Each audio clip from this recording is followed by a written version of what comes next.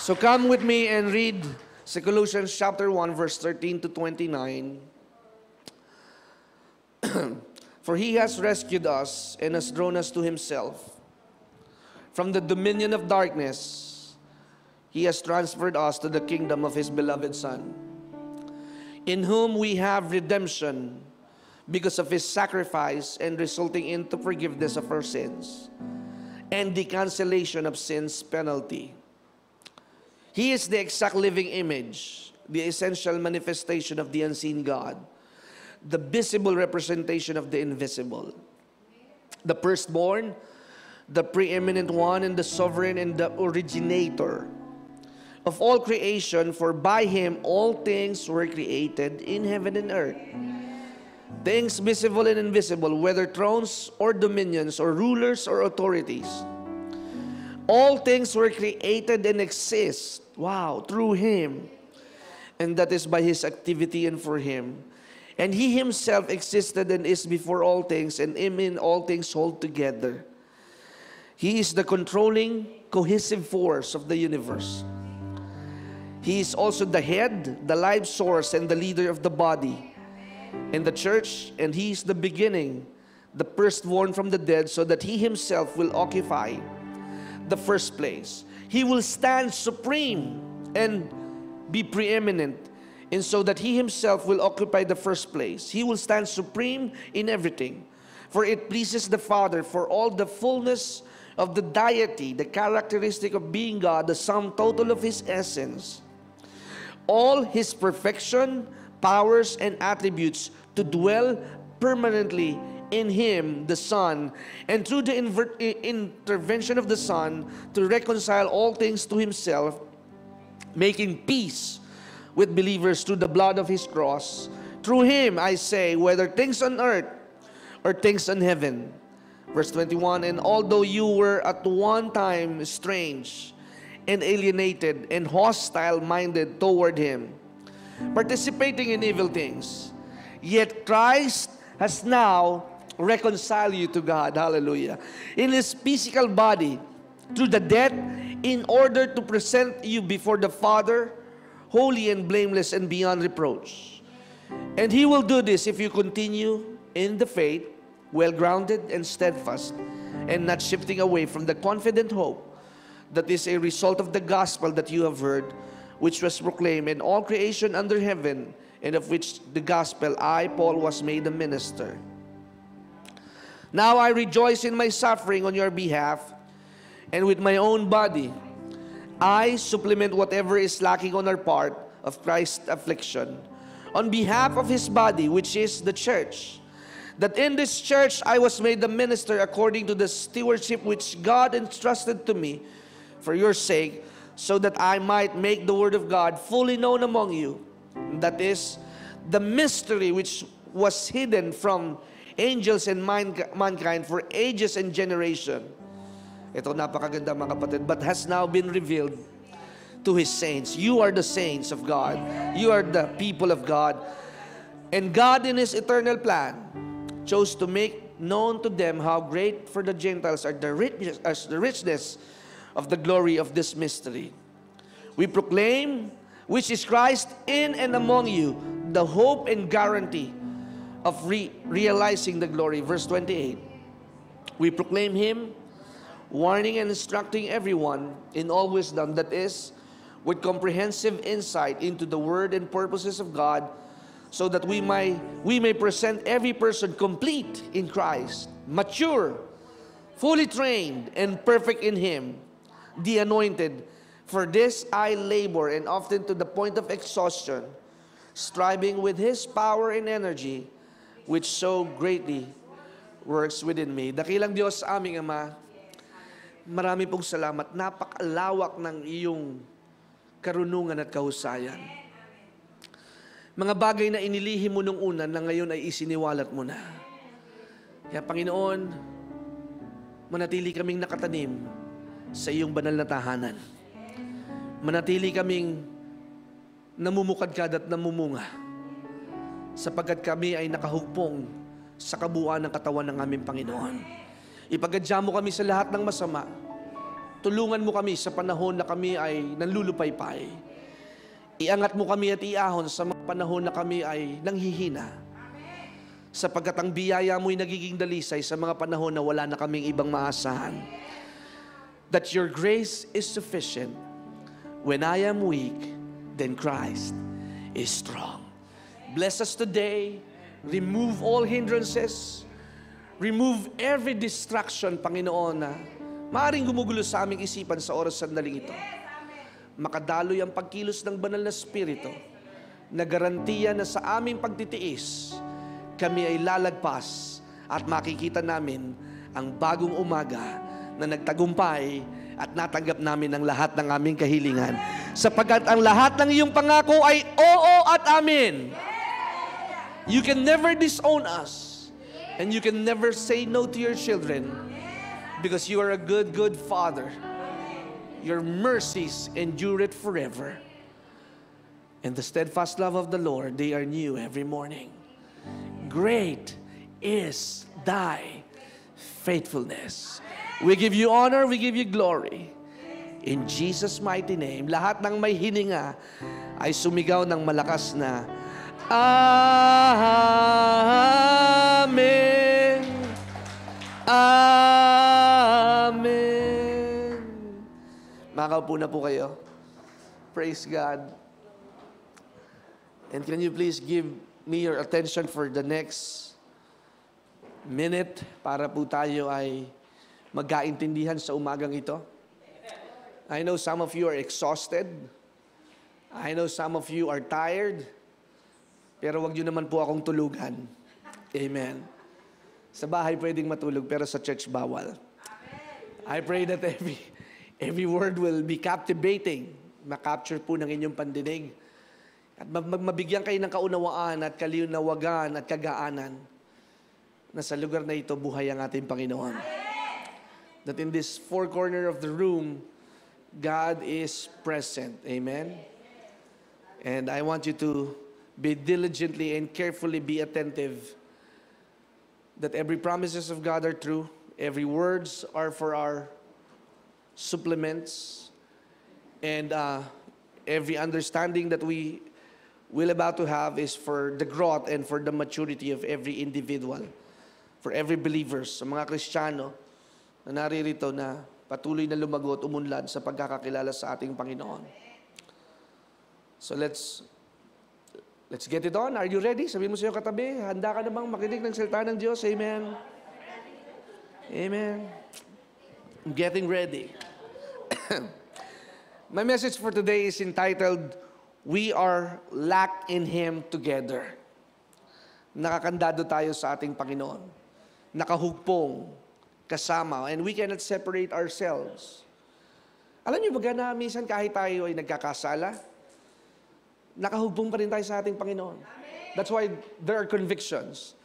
That's why, even though you do not know God, when you are in difficulties, you want somebody to pray for you. Diba? Kahit hindi mo kilala ang Diyos, pero dahil may pagsubok ka, may problema ka, you want somebody to pray for you. And even though you are not learned about the verses in the Bible and the chapters, in the names of the prophets, pero gusto mong magpapanalangin dahil alam mo na there is a higher authority, there is a supreme author, that there is a God who can intervene na pwedeng makialam sa problema na tayo po'y nasa imposibleng kalagayan. When it feels like there is no way, God will make a way. Kaya dito po sa aklat ng Kolosas, napakaganda ho ng pagkakahanay ng pagkakasabi ni Pablo na tayo ay iniligtas. Tayo ay inialis mula sa kampo ng kadiliman patungo sa kaharian ng pagiging anak ng Diyos. At tayo ay naligtas, hindi dahil tayo nilikha ng Diyos, tayo naligtas dahil sa kabayaran ng kamatayan ng ating Panginoong Hesus. The complete package of our salvation is the redemption and the resurrection of Jesus. Yaman lang din po na sa mga susunod na linggo tayo po ay papasok sa pag-alaala ng Kwaresma, ng Holy Week. But this is a challenge for me, mga kapatid, that We should not just be holy just because it was proclaimed or declared in the calendar na sa darating na huling linggo ng Marso ay Holy Week. Can we just consider that araw-araw dapat tayo magpakabanal? Araw-araw dapat maging buhay ang relasyon natin sa ating Panginoon. Because we are called as His ambassador. We are called to represent God to those who cannot see God. You might not be a pastor, but you can still preach about the goodness of God. You can share. Kaya nga sabi ko kay Sister Grace, hindi man ako makakapunta sa ospital, but you have the anointing. You have the power. You are also seated in the throne of grace. You have the authority to declare that in the name of Jesus, everything will follow, every knee will bow, every tongue will confess that Jesus is Lord. Naalala ko tuloy yung isang kwento na, I think si Pedro ba to, si Pablo, na sabi ng isang sorcerer, pwede ko bang mabili yung kapangyarihan mo? Diba? Ang sabi nila, grabe yung himala na nangyayari every time you lay the hand on the sick. Demons flee. Ito, katulad nitong aking alalay na to, may sa demonyo to eh. Paano na ako kikita ngayon? Sabi ng magikero. And they tried to extort the apostles. Ang sabi nila, magkano ba? Ituro mo sa amin yung magic na nasa sa iyo. Pero ang sabi nila, you cannot buy it because it is a gift. Hindi mo pwedeng bilhin ang kapangyarihan ng Diyos sapagkat ito'y regalo ng ating Panginoon. The moment that you believe that God has given you, Luke 10:19, I have given you authority to trample on snakes and scorpions. Who gave you the authority? Jesus. Kaya kapag pinaniniwalaan mo na si Jesus ang nasa sa iyo at nag-alis sa iyo sa kampo ng kadiliman, you have that same power. The Bible says, it's the same power who raised Jesus from the dead. It's the same power that operates in us. Amen. Bakit mo kinakatakutan ang kamatayan? Bakit kinakatakutan mo ang iyong utang? Bakit kinakatakutan mo ang problema? Isn't it God bigger than your problems? And you are part of the body of Christ. Alam ng Diyos ang iyong pangangailangan. Ang sakit ng kalingkingan, dama ng buong katawan. Kaya kahit ikaw ay nandyan sa kasulok-sulukan ng platero, alam ng Diyos kung ano ang problema mo. Alam ng Diyos na kailangan mo ng pampayero dahil tumutulo na ang iyong bubong. Hallelujah. Wala ho tayong pwedeng maitago sa ating Panginoon. David put it this way, nagtago ako sa yungib. Pumunta man ako sa kailaliman ng dagat. Sabi sa Psalms 139, I can run but I can never hide. Kahit anong gawin mong paglayo sa Diyos, kita ka ng ating Panginoon. There will always be a U-turn that will draw you back. It's like, lagi kang mamamagnetize na mapapalapit ka sa ating Panginoon. Minsan sa sobrang tagumpay mo na, sa sobrang successful mo na, sometimes you need to go down for you to be reminded that it is not your effort that will make you successful. It is by the grace of God. That's why you are blessed. Success is different from being blessed. Success is you make it in your own strength, in your own effort, but being blessed. There is an ingredient that you are doing this and you are having achievement. You are having the scholarship. You've been made a dance lister because of God. And because God made you through that, God deserved the highest praise. Hallelujah. Kaya kapag pinagpala ka ng Diyos, pinaunlad ka ng Diyos, nakatali at nakahugpong sa Kanya. At kaya kailangan din ng Diyos na mabigyan siya ng kaluwalhatian at karangalan. He deserves the glory. Kaya pag pinagaling ka ng sakit ng tiyan, be quick to give God the highest praise. Pag nawala ang bukol sa iyong dede, give God the highest praise. Pag nawala ang sakit mo sa prostate cancer, give God the highest praise. Maging tayong mabilis sa pagbibigay ng kaluwalhatian sa ating Panginoon. Sapagkat sa sinapupunan mo pa lamang may dakilang plano ng ating Panginoon. We've been held together by the redemption of the cross. The book of Colossians describes Christ as the superior to all other teachers. He's not just a prophet. He's the same image of God. Kaya nga ang sabi ni Jesus kay Philip, nagtatanong si Philip, pwede bang ipakita mo sa amin ang Ama? Sino nga ka nga ba talaga? Ang sabi ni Jesus, if you have seen me, you have seen the Father.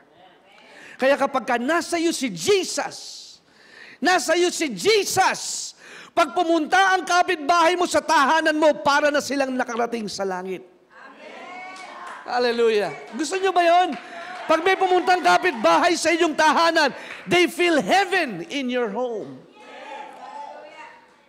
Because a household that is having faith in God, anong sabi sa Proverbs chapter 3 verse 33? Pinagpapala ng Diyos ang tahanan ng matuwid.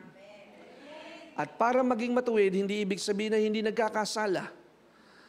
Ang ibig sabihin ng matuwid, kahit ikaw ay may kahinaan pa rin, tinatanggap mo na kay Kristo ikaw ay laging pinatawad na ng ating Panginoon. Palakpakan natin ang ating Panginoon. You need to consciously accept and adopt. Every day God is forgiving us. Don't look down on yourself just because you failed. Just because you have nakapagsalita ka ng hindi maganda sa asawa mo. It's okay. But the good thing is you have conviction. You feel bad about it and you feel sorry about it. And that is the Holy Spirit is operating in our hearts. Kapag ka nalulungkot ka sa nakaaway mo sa traffic light at sa traffic enforcer na nakipagtalo ka ng isang linggo, it means the Spirit of God is operating in your hearts. Nalulungkot ka sa mga gawaing hindi maganda. Nalulungkot ka na magtapon ng basura sa kapitbahay mo. Na pag nagpapasyal ka ng aso, pinapatay mo kung saan-saan at hindi mo pinupulot. Pero ngayon na naririnig mo ang mga pangangaral na katulad ng ganito, there is transformation. There is a newness inside of you. Because anyone who is in Christ, they are a new creation. Ang na kay Kristo ay bago ng nilalang. Wala ng basura. Pag may basura, namamaho. Pag may basura ay wala ng, pag ang basura ay napabayaan, ito ay wala ng pakinabang. Tandaan mo, simula nung ikaw ay sa presensya at piling ng ating Panginoon, hindi ka na basurahan. Ikaw na isang sisidlan ng kayamanan, sapagkat ang lahat ng basura ay hindi dapat tinatanggap ng mga anak ng Diyos. Ang tinatanggap ng Diyos ay mga kayamanang nagpupugay at mga pananalitang nagpupuri at naglalarawan ng kanyang kabutihan, kadakilaan, at ginawa niya sa iyong buhay. Mawawala ng puwang ang chismis, mawawala ng puwang ang reklamo sa ating gobyerno. Sapagkat ang nilalaman ng iyong puso ay busilak at dalisay. Kahit mahal ang bilihin, mahal pa rin ako ng ating Panginoon. Kahit mahal na ang yogurt, kakain pa rin ako ng yogurt sapagkat ang Diyos ang nagsabi, God will provide all my needs according to His riches and glory. Magugulat ka, yung sweldo mo nagkakasya pa rin. It's like it's being stretched. Wala namang dagdag, pero nakakalagpas bawat buwan. Nakakapagbigay ka pa sa maingay mong biyanan. Hallelujah. Because that's what the Bible says. Love is an action word. Because God is love, we are attracted to do what God wants us to do. Dahil tayo nakatali at nakahugpong. Kung ano si Jesus, yun din tayo. Payag po ba kayo? Amen. Si Jesus po ba'y nagkasakit? No, amen. Si Jesus po ba'y nangutang? No, amen. Si Jesus po ba ay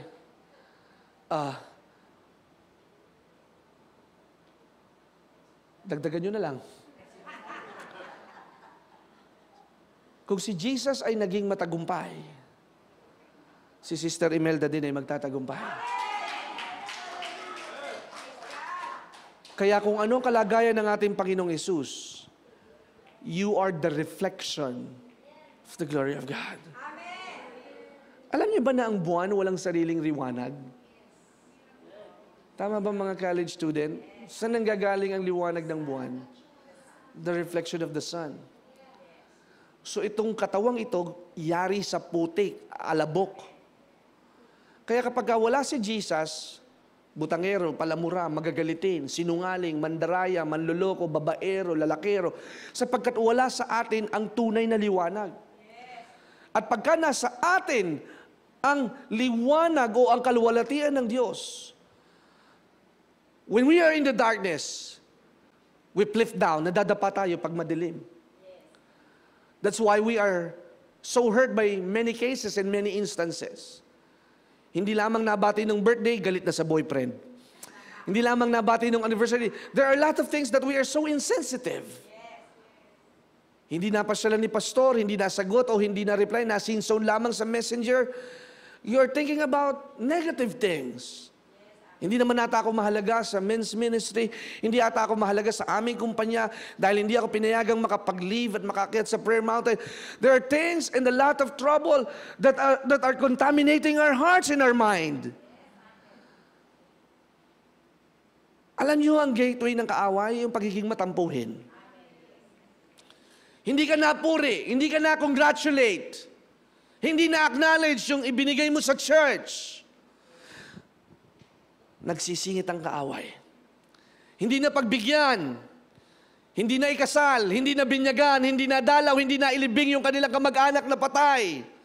Nagkikimkim ang mga isipin at mga sama ng loob, ang mga hinanakit, ang mga hinampo na ito'y paraan ng kaaway dahil hindi siya makapag-isip kung paano makakapasok sa iyong buhay.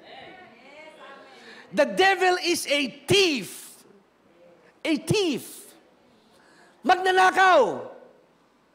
At ang kapatid ng magnanakaw ay mandaraya at sinungaling. And if he can make a foothold over your mind, sasabihin sa iyo ng kaaway, pinapansin ka lang naman nila kapag ka ikaw ay may pakinabang. Pero pag wala ka ng pakinabang, hindi ka na nila kailangan. But the thought of the matter is, huwag mong hingin sa tao ang makakapagpaligaya sa iyo. Hingin mo sa Diyos ang lubos na makakapagpaligaya sa iyo.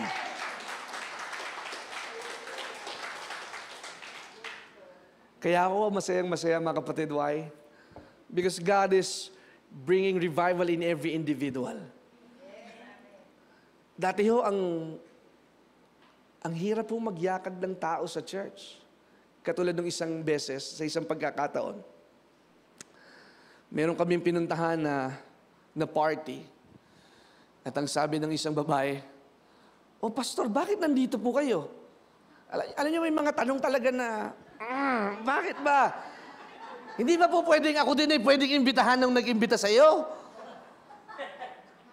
Komo ba na big shot ito at big time, hindi ako pwedeng maimbitahan? At alam niyo mga kapatid, salamat na lang na tayo basag na basag na. At sabi nitong aling ito, "Bakit po kayo nandito? Kilala niyo po ba si Mrs. ganito?" Sabi ko, oo, kilala ko po yan. Dahil ipinakilala po siya ito ng isa sa mga kapatiran namin sa church. At wag ho kayong mag-alala, dito na ho sila nag-church sa amin sa biyaya ng Diyos. Ha? Sa inyo na nag-church!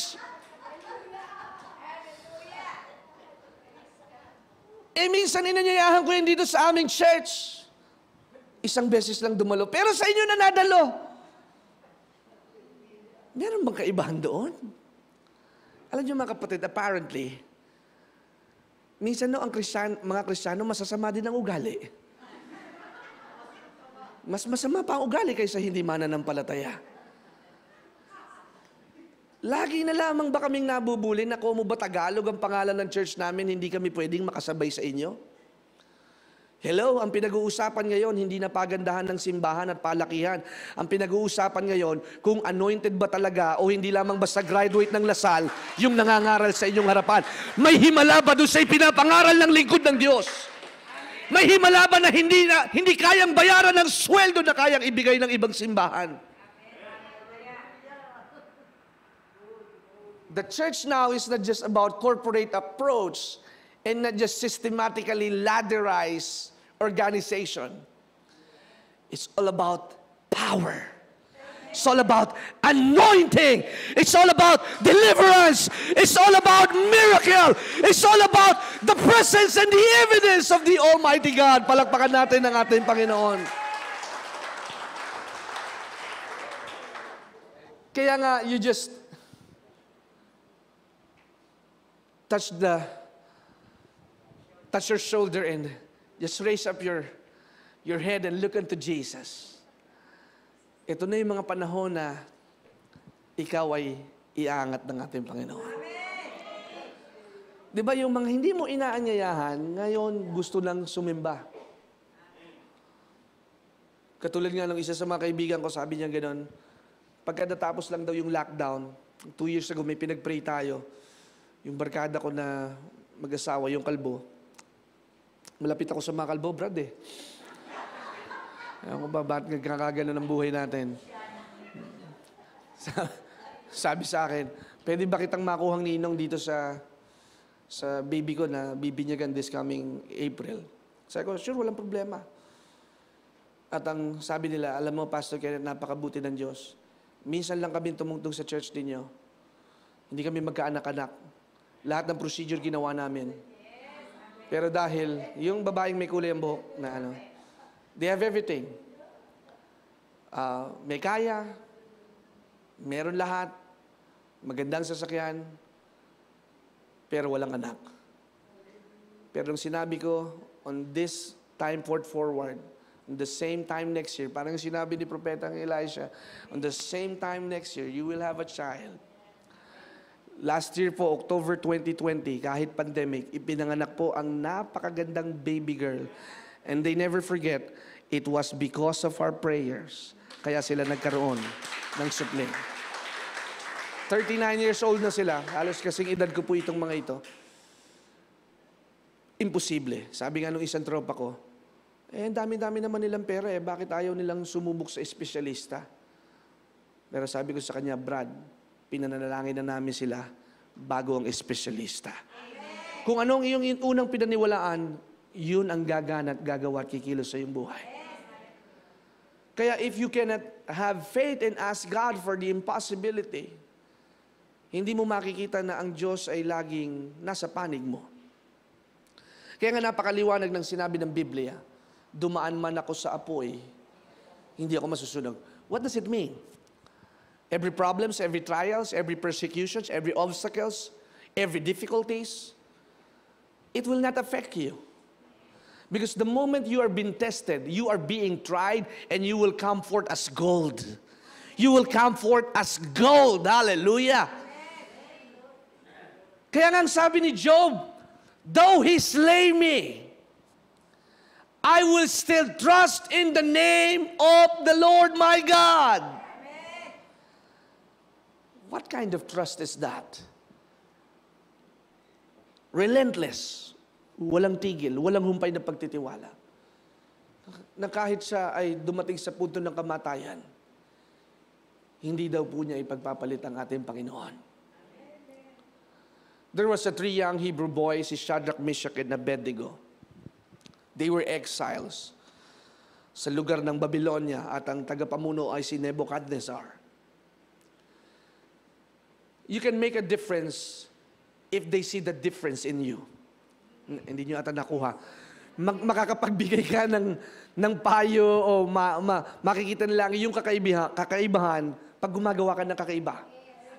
You pray before you eat. You pray before you drive. You pray before you sleep. You pray before you go to the office or before you open your laptop, nananalangin kayo. Minsan hinahanap ko si Brother Aris at si Brother Ryan. Sabi ko, nandiyan na ba si Brother Ryan at si Brother Aris sa Green Hills? Dahil pagka Tuesday, pinagdadrive ni Brother Ryan si Pastor Jong, so part of his task as a staff of the church. At ang sabi ko, nandiyan ba si Aris at saka si Ryan? Sabi ng aking kapatid, nandun pa sa kabila, nagpe-pray. Sabi ko, 9:00 na, nagpe-pray pa. Sabi niya, wala eh, puspos yung mga staff natin eh. Ibig sabihin, kapag ka naipararanas mo sa kanila ang kabutihan ng Diyos, na hindi sila nagugutom, nakasama mo naglilingkod, hindi mapipigilan ang kanilang bibig, hindi para kumain, kundi para magpuri sa ating Panginoon. Sapagkat sa pagpupuri at pasasalamat, nandoon ang biyaya ng ating Panginoon. Imbis na reklamo, imbis na pamimintas, imbis na pagmumura, magpuri at magpasalamat ka. At makikita mo na kahit maliit ang sweldo mo, malaki naman ang sweldo ng asawa mo, at magiging mabait na ang asawa mo kahit malaki ang sweldo niya kaysa sa iyo. At kahit mahal ang bilihin, may mga taong gagamitin ng Diyos kahit nasa ibang bansa. Yung kapatid mong kuripot ngayon ay magiging ng mabait at mapagbigay dahil marunong kang magpasalamat. Ang tao hindi mababago ng panunumbat. Kahit kapatid po natin, huwag natin silang pilitin na magbigay ng dapat nilang maibigay sa atin. Kahit naging mabait ka nung inyong kabataan at hatid sundo mo siya, magkaangkas kayo sa motor at ngayon na maluwag ang kanyang buhay, hindi ka napapansin, hayaan mo lang. Basta isipin mo, hindi ako hihingi sa tao, hihingi ako sa Diyos.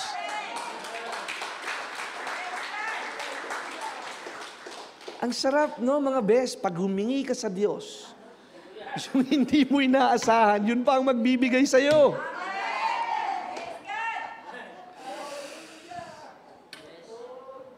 You have not because you ask not. Ask and you shall receive. Seek and you shall find. And Jesus present Himself, I am not hiding anymore. Hindi na nakikipagtaguan ng ating Panginoon. Hindi na katulad ng araw nung mga bata pa po kami, tagu-taguan, maliwanag ang buwan, boom taya, 1, 2, 3, 4, 5, 6, 7, 8, 9, 10. Jesus is not hiding Himself anymore. Sa Old Testament, they need a specific place when they want to meet God. Mount Sinai, Mount Moriah, puro sa mountain, there's specific place. They need to put an altar. Pag nagkasala ka, you need to have a grain offering and then ang daming list of commandments and do's and don'ts. At mismong yung mga Israelita at mga propeta ay nalilito na rin kung paano susundin ang mga kautosang ito. But God made a living way. Alam sabi sa Jeremiah chapter 32 verse 40, that I will be good to them forever. Amen. Naawa at nahabag ang Diyos. Dahil sa dami ng litanya, sa dami ng kautusan, hindi na sila magkamayaw kung anong number 1 at number 2. And for this to be officially manifested and to take place, God needs an example. A man like us. Even God's favorite David fall into sin. Samson fall into sin. Noah get drunk after 40 days na nasa loob ng barko. Jonah ran away from God and hate to proclaim the salvation of God in Nineveh. Peter denied Jesus 3 times. Oh my goodness. At si Pablo, ang pinakapusakal at mamamatay tao na nangangaral lamang sa labas ng Jerusalem, si Esteban, ipinapatay niya at pinagbabato hanggang sa ito ay malagot ang hininga. Pero isang salitang nagmarka kay Pablo na sinabi ni Esteban, na dahil narinig ni Esteban sa mga pangangaral ng mga disipulo at alagad, narinig niya ang sinabi ng ating Panginoong Hesus, forgive them for they do not know what they are doing. The same word Jesus spoke, the same word Jesus used is the same word Stephen used to speak. At yun ang bumagabag kay Pablo sa kanyang buhay. Yung sinabi ni Esteban, naalala niya, na patawarin mo po sila sapagkat hindi nila alam kung ano ang kanilang ginagawa. What's my point? Pag ikaw ay alagad ng Panginoon, dumadalo sa biyaya ng Diyos, Hindi lamang para masabing makapagsimba, sapagkat kung simba-simba lang ang gusto ninyong mangyari sa inyong buhay, tradisyon ho yan at kultura na itinuro sa atin ng mga Espanyol at ng mga iba't ibang mga relihiyon. Pero kung kayo'y naririto para maranasan ng Diyos at maipagpasalamat ang kanyang kabutihan at katapatan, yan ho ang ganap na tunay na pagsimba. Sapagkat ang sumisimba, sumasamba. At ang sumasamba, umiiyak sa Panginoon, nagpapasalamat at tinutunghayan na malayo sa Diyos, wala tayong magagawa at wala tayong mangyayaring kabutihan kung wala ang ating Panginoon. Apart from Jesus, we are nothing. That's why we go to church, not because the pastor is good looking, not because the pastor is good. You go to church because you appreciate that the message will be translated and the Word of God will penetrate in your hearts. That for such a time, for 1 hour or for 2 hours, ginamit ang magkapatid na Kat and Hannah, sila Leonard at ang buong banda para tayo i-usher, para magpuri sa Diyos. But it never stops in 1 hour of worshiping God. Kaya kayo pag nagsisimba, dapat itinutuloy ninyo ito sa inyong sambahayan. Itinutuloy ninyo ito sa inyong banyo, itinutuloy ninyo ito sa inyong sasakyan. At alam ko, marami sa inyo yung nakukumbikta. Nagkakaroon ng kaliwanagan. Ituloy nyo lamang ho ang momentum. May maganda pang isisiwalat sa inyo ang ating Panginoon. You feel so relief. You feel at peace. You feel so comforted. Just get on and do the move. Magpatuloy ka. Okay lang kahit hindi ka pa totally 100% na bagong-bago at meron ka pa rin mga bagay na hindi na isusuko sa Diyos. Okay lang yan. Hear from the testimony of Brother Alan. Nag-MC na siya dito pero pagkatapos niya kumain na ninigarilyo pa pala. But si Sister Rachel na ngayon ay nanonood sa live streaming, she never gives up because she believes that her family is locked all together in the presence and in the name of Jesus Christ. Kaya kapag ang iyong pamilya ay iyong idinadalangin na walang mahihiwalay. Walang mahihiwalay. Unfortunately, mga kapatid, ang hirap po nitong sabihin. Napakahirap pong mag-service na kapag ang kamag-anak ninyong namatay, ay hindi nakakilala sa Panginoon. Ewan ko, pero 2 weeks ago may tinanggihan akong isang kaibigan na, Pastor, pwede po ba kayo maglibing sa kapatid ko? Sabi ko, kausapin mo nga si Sister Aren, meron kasi kaming guidelines. You know what's just really hard? Hindi na pwedeng maibalik ang isang buhay na hindi nakakilala sa ating Panginoon. Kaya huwag ninyong sayangin na makapagpatotoo. Huwag ninyong ikahiya ang ating Panginoong Hesus. Minsan lang tayo mabubuhay. Di ba, Pastor, anong sabi sa aklat ng Hebreo?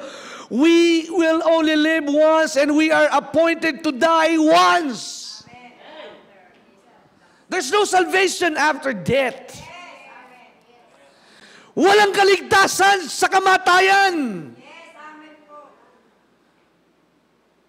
But sometimes because they are a friend, you accommodate them and comfort them. Oh, they are in a good place. But my heart grieves. Enough is enough. We need to tell the truth. Masaktan at umalis ang aalis kung hindi nila matanggap ang katotohanan. Basta ako ginawa ko ang aking dapat gawin na hindi ako bayaran ng pastor, hindi ako nabubuhay sa love gift ng mga kung ano-ano. Basta ipapahayag ko ang katotohanan na magpapalaya sa ating lahat. Ang kaligtasan ay nasa pagkumpisal ng iyong bibig. If you confess with your mouth that Jesus is your Lord, you will be saved.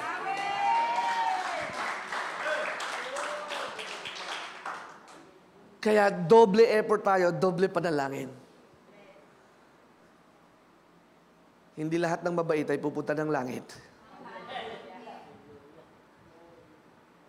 Hindi lahat din ng galante ay pupunta ng langit. Ang pupunta lamang sa langit ay yung may pagtanggap kay Kristo bilang kanilang Panginoon at personal na tagapagligtas. Jesus is not only the God of creation. He is the ultimate authority over created things. He is not just for this present age, but He is also for the coming generation, for the future. The penalty for sin is death, pero tinanggal na po lahat ng kaparusahan at kabayaran ng kamatayan because of His sacrifice. Listen to this. The kingdom of Satan operates in this world. He is the ruler of this world. Tatanungin niyo po ako, Pastor, ba't may mga kalamidad, may mga problema, may mga birth pains, may mga tragedies? Sapagkat hindi pagganap ang kabuuan ng kaligtasan ng buong daigdig. Kaya nga sinabi ni Jesus, He is coming back again. What He had done first is the guarantee na magpakadalisay po tayo.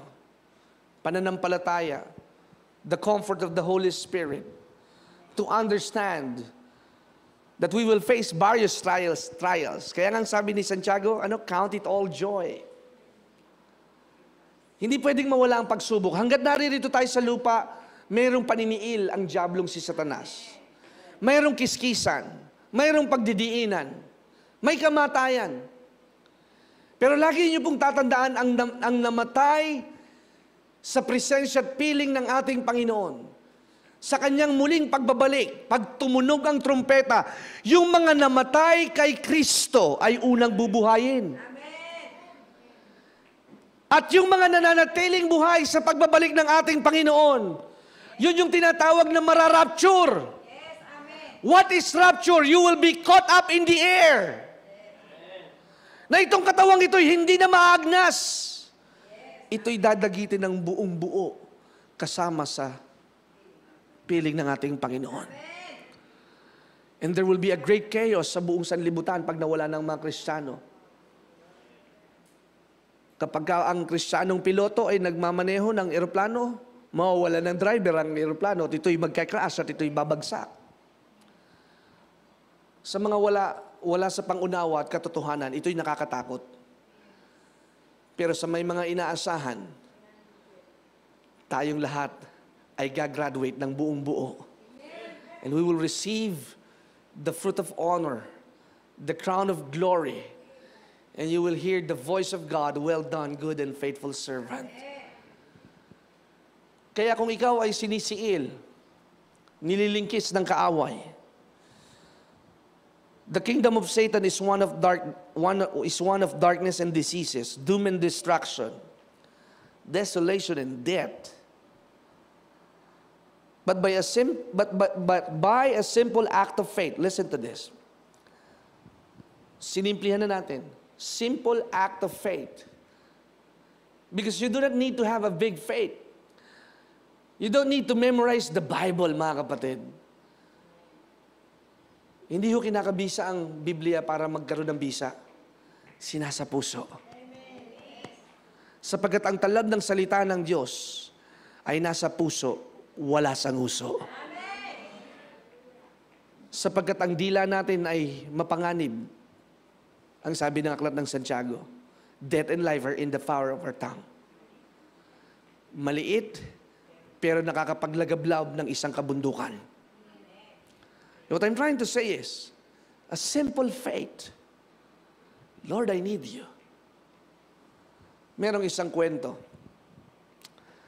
na nasa gates of heaven ang pari, ang pastor, at ang isang taxi driver.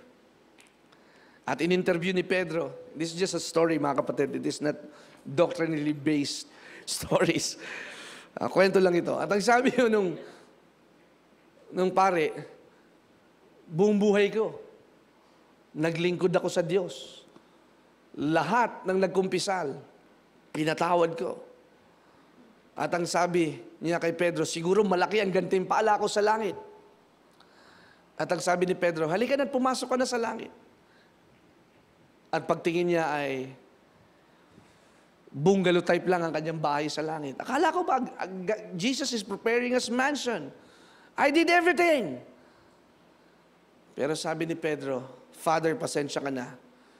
Kasi nung nag-homily ka, maraming taong nakakatulog kasi hindi nila maintindihan ang sinasabi mo. Kaya yan na muna ang bungalow. Yung pastor, nandyan na. Itong pastor na ito, malakas mag-hallelujah at praise the Lord. Sayang, nako, si Father, bungalow type lang. Siguro sa akin, ito na, mansion. Ang sabi ni Pedro, halika na, pastor, pumasok ka. Ito ang gantimpala mo. Nagulat siya. Pedro, bakit bahay kubo? Di ba nakapagpalayas ako ng maraming demonyo at inaalihan ng masamang espiritu? Sabi ni Pedro, may sulok sa iyong puso na ikaw ay naging mapagpaimbabaw at mayabang. Pero sa langit ka pa rin dahil sa grasya at biyaya ng Panginoon. Kakamot-kamot ang ulo ni pastor. Eto na yung taxi driver. Hindi niya inaasahan. Inaasahan niya nga, ano lang siya, janitor lang siya sa langit eh. Hiyang-hiya siya kay Pedro. Ginoo na taxi driver. Welcome to heaven. Here is your reward. Pinakita. Nagulat siya. Mansyon yung kanyang regalo at bahay sa langit. Sabi niya, hiyang-hiya naman ako. Mahal na apostol, Pedro, bakit ganito kalaki ang bahay ko? Simple lang naman. Tuwing nagmamaneho ka at napakatulin, yung mga pasahero mo napapadasal. At lahat ng kanilang kasalanan ay naikukumpisal nila, kaya sila'y nakakapagsisi dahil sa iyong kareklesan sa pagmamaneho. Nakuhuli niya. It's not about the position. It's about how many you lead to Christ.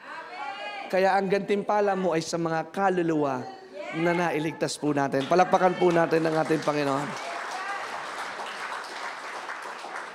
Buti pa yung taxi driver, ano? So as I go to the closing remarks, remember this, Jesus is the image of the invincible God. There's no other name. Remember, every sins can be forgiven because of just one sacrifice, that is the death of Jesus Christ. In closing, remember this, there is a salvation package.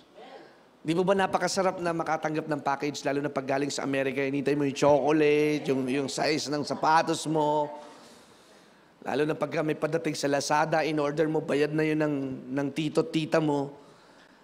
Salvation is a package deal. Gusto ko pong maunawaan ninyo na hindi kayo naligtas ng baliwala lang.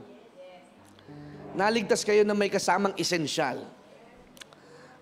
Listen to this. Salvation is a package deal that it will bring a multiple benefits. Not only forgiveness, but also healing. But not also healing. Redemption, mercy, and right standing with God. Isinalin ko po ito sa tatlong P's. Number one, preservation. So when you have Jesus, you will be preserved. Number two, protection. Iingatan ka ng ating Panginoon. At pag iningatan ka ng ating Panginoon, God will give you provision. Sinimplify ko na lang, the salvation package, preservation. So that you will understand that no one could ever separate us from the love of God. The moment that we speak, the moment that we worship God, peace is entering in our hearts. At every time you declare the name of Jesus, natatakot ho ang buong impyerno. Remember this, you are a high-valued target. The devil is like a roaring lion. And if you feel not like praying, pray all the more. Ayaw mong umakyat ng prayer mountain, pilitin mong makakyat sa prayer mountain. Tulad bukas, aakyat ng prayer mountain ng ating mga mananalangin. Palakpakan po natin ang ating Panginoon. Hallelujah. And we do not take light of it. Prayer is the backbone of the church. Don't neglect prayer. Bago kayo gumawa ng lineup, bago kayo tumugtog, manalangin. Mismo ang ating Panginoong Hesus nanalangin sa lugar ng Getsemane. We are all together. At ang napakaganda sa sinabi ni Pablo dito sa Colossians chapter 1, that Christ in you is the hope of glory. Hindi tayo maigugupo ng 24 oras na balita. Hindi tayo maigugupo ng Philippine Daily Inquirer at ng Manila Bulletin at ng Rappler at ng mga fake news. Sapagkat iba ang balita natin sa kanila, sapagkat ang ating balita ay ang mabuting balita, ang Biblia, ang salita ng ating Panginoon. 10,000 man ang mamatay sa ating tagiliran, hindi tayo maano sapagkat nariyan ang ating Panginoon. Though we walk through the valley of the shadow of death, I will fear no evil. Yes, there's the symptoms. Yan ang sinabi ni Google. Pero ang sabi ng ating Panginoon, you are already healed. Palakpakan natin ang ating Panginoon. Tandaan po ninyo ito. Give me more minute. Ang pinalayas mo na sa iyong katawan, hindi na babalik. Ang hindi welcome sa iyong sistema, hindi na ito babalik. Kaya wag na wag mong palalayasin ang iyong asawa. Bad yun. Kailangang bumalik ang asawa mo. Sapagkat ang pinagsama ng Diyos, walang pwedeng makapaghiwalay. Kahit gaano kakulit ang misis mo, unawain mo. Amen, amen mga misis. Amen. Masayang-masaya ka, Brother Alan, ha? Talaga, sabi ni Brother Alan, Sister Rachel, masayang-masaya si Brother Alan, no? Parang may nalaman ako noong 1 linggo, eh. Ganun talaga yan. Sapagkat ang negative at positive, hindi talaga pwede magsama. Pero pag pinagsama, it will develop power. Power, like the battery. Kaya, huwag mo. Hindi lahat ng tao ay katulad natin. There will be negativity so that you could produce power. Remember, you have the power and authority. Napakaganda ng inyong sambahayan. Napakaganda ng inyong tahanan. Ang inyong mga anak ay maglilingkod sa ating Panginoon. Sige po, ang yaman ng matuwid ay nasa inyong tahanan. God has already given us everything that we need. Kaya manatili tayong nakahugpong sa Kanya at ihanda po natin ang ating sarili. Higit sa pagpapala dito sa lupa, may matinding pagpapalang padating at ito'y pang sa walang hanggan ang makapiling ang ating Panginoon. Make sure that your name is written in the book of life. Make sure that your name is written in the book of life. Make sure your name is written in the book of life. Tumayo po tayo at minsan pa, sambahin natin ang ating Panginoon that I'm getting ready. Hallelujah. Meron pa akong 2-3 minutes. Sige po. Hallelujah. Wala kang katulad.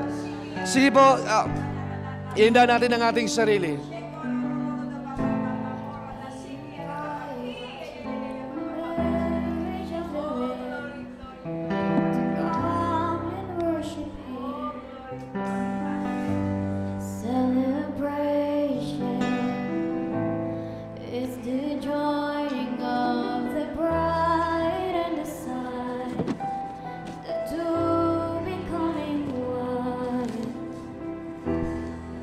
All the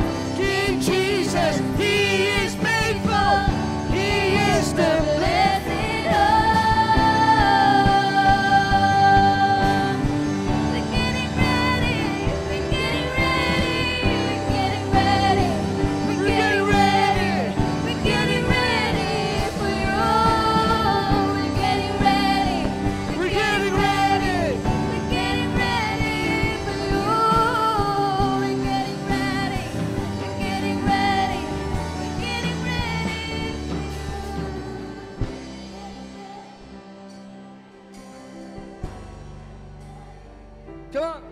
We're getting ready. We're getting ready. Are you ready?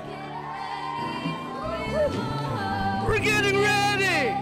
We're getting ready. Woo!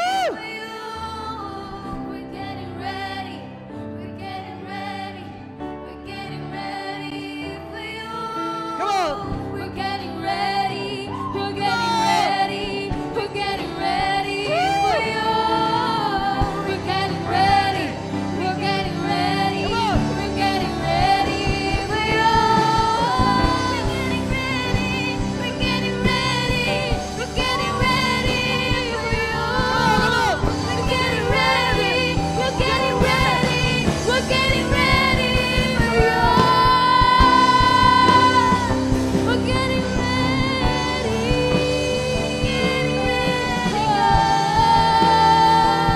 I'm ready, Lord. I'm ready.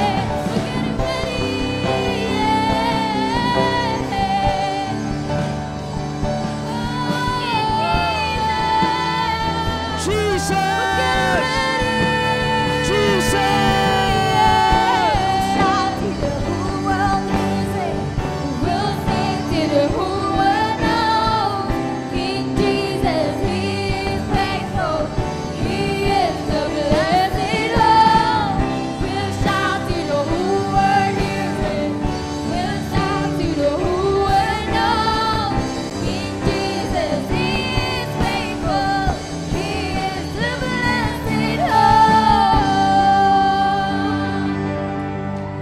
Man!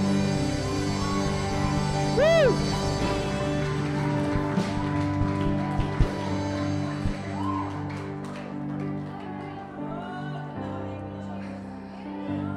Thank you, Jesus. Hindi niyo ba napapansin that our worship team is so phenomenal and so awesome? Grabe. Ibang level talagang pagsamba natin sa Panginoon. Pauti-uti, may mga tinatanggal pero may pinapalit ang ating Panginoon. It's all about quality. The pureness of desire to worship God. The heart motive. Di ba? Tuwing may masamang espiritu na umaaligid-aligid kay King Saul, tatawagin niya si David. David, pakikantahan nga muna ako. Because worship drives out bad spirits. Amen. Pagsamba ay nakapagpaalis ng masamang espiritu. At ang pagsamba na iniaalay natin sa Panginoon ay masamyong insenso. And I thank God for little by little, di ba? Mga blessing ng Panginoon sa atin. We have good cameras, nakakapag-live stream tayo, maraming nakakapanood. And really, iba din eh. Ako, sa Diyos ang papuri. With the challenges and health issues, I can feel that my anointing increases. Ang pagsubok ho, nakakapagpalago. Ang kalungkutan, nakakapagpaligaya. Bago yun ah. Ang kalungkutan, nakakapagpaligaya. Ang kakapusan, nakakapagpayaman. Sapagkat kung ano yung sagad ka, yun naman ang kakaibang gagawin sa iyo ng ating Panginoon. Kaya kapag malungkot ka, ito ang magpapasaya sa iyo that looking unto Jesus, He is the author and the finisher of our faith. Hindi ko na kayo hahadlangan pa at alam ko na kailangan nyo nang umuwi. I will let you go and I will give you the final blessing. Magi tayong nakakandado, pakado sa kabuuan ng ating Panginoong Hesus. Huwag tayong hihiwalay sa Kanyang pangako, sa Kanyang salita. At huwag ninyong kaliligtaan ang pagdalo ng gawain tuwing araw ng linggo. Hanggang sa muli nating pagkikita, may the Lord bless you. May the Lord keep you. May the Lord make His face to shine upon you and be gracious to you. May the Lord lift up His countenance and give you peace and overflowing blessing good health, wealth, richness like no other. Revival be upon you in the name of the Father, the Son, and the Holy Spirit. In Jesus' name, amen. We will never stop